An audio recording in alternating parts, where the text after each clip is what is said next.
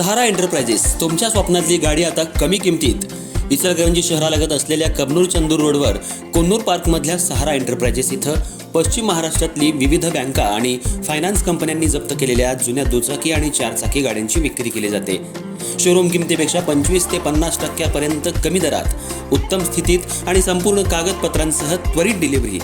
दुचाकी 20,000 पासून पुढे तर चारचाकी 50,000 पासून पुढे. आपल्या पसंतीची कार किंवा बाईक आता अगदी परवडणाऱ्या दरात घेऊन जा. विश्वास, पारदर्शक व्यवहार आणि उत्तम सेवा हेच आमचं वैशिष्ट्य.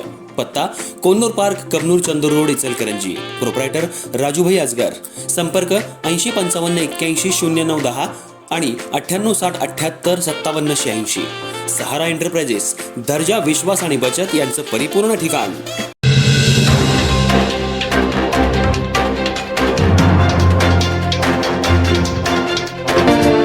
नमस्कार, मी तेजस्विनी मगदूम. एम मराठीमध्ये आपल्या सर्वांचं स्वागत आहे. पाहुयात ठळक घडामोडी.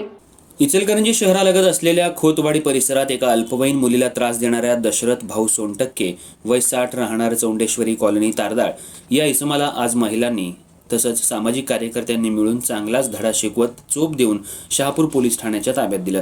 या प्रकरणी भारतीय न्याय संहिता आणि बालकांचं लैंगिक अत्याचार प्रतिबंधक कायद्यानुसार गुन्हा दाखल करण्यात आला असून आज न्यायालयात हजर केलं असता न्यायालयानं पोलीस कोठडी सुनावली आहे. सोनटक्के हा इसम शाळेत ये जा करणाऱ्या मुलीचा माग काढत तिच्या शाळेच्या बाहेर थांबत असे. तुला मी खाऊ देतो, माझ्या घरी चल, तुझ्या बाबांना ओळखतो, तुला पैसे देतो, असं आमिष दाखवत तो वारंवार तिच्याशी बोलण्याचा प्रयत्न करत होता. गेल्या काही महिन्यांपासून सुरू असलेल्या या त्रासानं घाबरलेल्या पीडित मुलीनं अखेर आपल्या कुटुंबियांना संपूर्ण माहिती दिली.